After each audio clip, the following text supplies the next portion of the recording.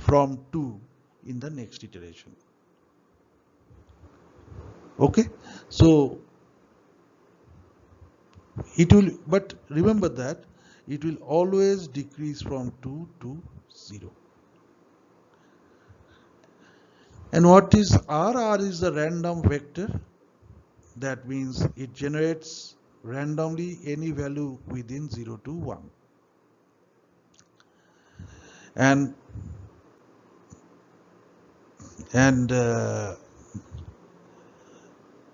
now this, yeah, as I have said just now, that based on the number of iteration, you will reduce the value of A from 2 to 0. And here is the formula for that.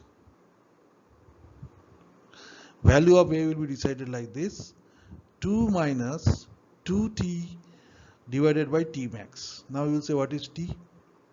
T is the number of current iteration, and t max is the maximum number of iteration that you have allowed or you have desired to run the optimization. If you have desired to run the optimization 1000 times, then this t max will be 1000.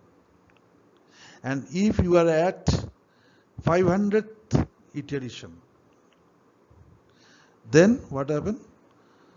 2t, that means 2 into 500, that is equals to 1000. Correct? Then 1000 divided by 1000, 1, 2 minus 1, then the value of A will be 1 at the current iteration. So that is the very simple thing.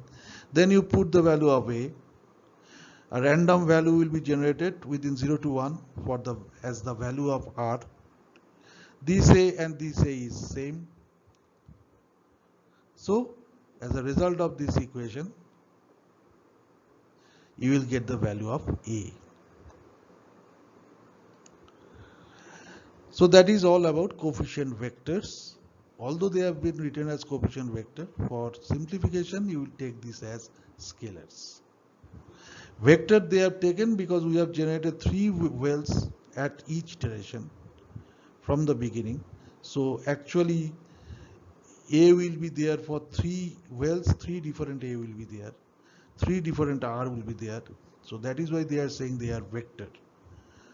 Okay, otherwise you can take single value of the A, R, and then